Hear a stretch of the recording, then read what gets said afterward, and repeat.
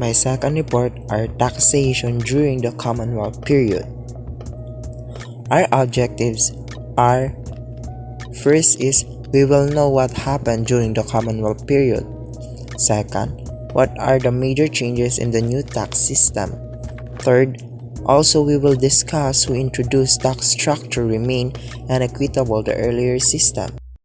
Taxation during the commonwealth period.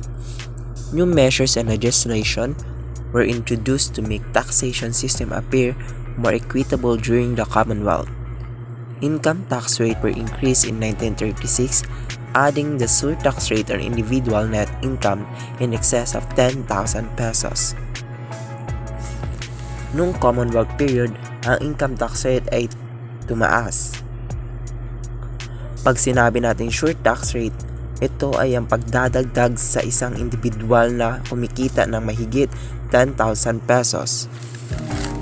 Rates of corporation were also increased. In 1937, the cedula tax was abolished, which appeared to be a progressive move.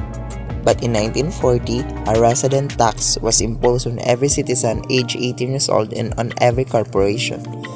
So during of speech of President Quezon, the abolition of cedula tax and national defense during 1937, November 15.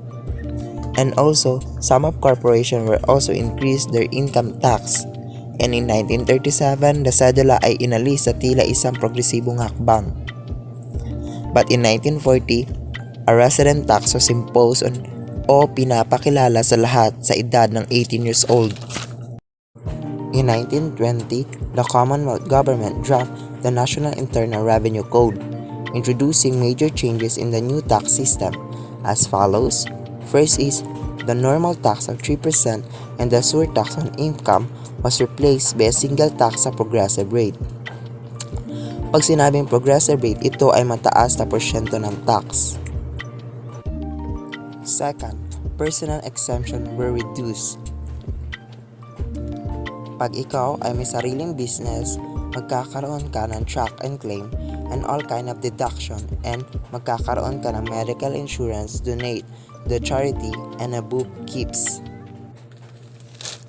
Third is, corporation income tax was slightly increased by introducing taxes on inherited estates or gifts donated in the name of the dead person. Fourth, the cumulative sales tax was replaced by a single turnover tax of 10% on luxuries. Fifth, taxes on liquor, cigarette, forestry products, and mining were increased. Sixth, dividends were made of taxable. Introduced tax structure was an improvement of the earlier system introduced by Americans, but still remained unequitable.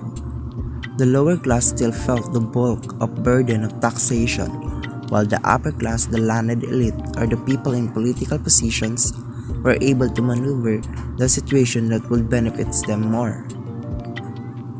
The agriculture sector was still taxed low to promote growth, but there was no incentive for industrial investment to take the root and develop.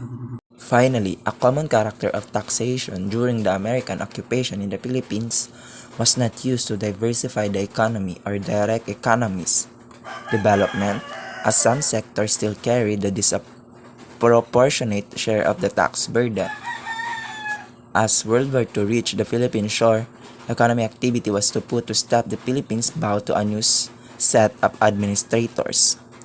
The Japanese military administration in the Philippines during the World War II immediately continued the system of tax collection, introduced during the Commonwealth but exempted the articles belonging to the Japanese armed forces. So during the World War II, the Japanese pinatuloy nila ang pagko-collect ng tax sa isang komunidad, but meron din exempted sa batas na ito, which is ang Japanese armed forces. It fell, and the main source of taxation came from amusement park, manufactures, profession, and business license. As the war raged, tax collection was a difficult task, and additional income of the government were derived from the sale of the national sweepstakes and sale of the government bonds.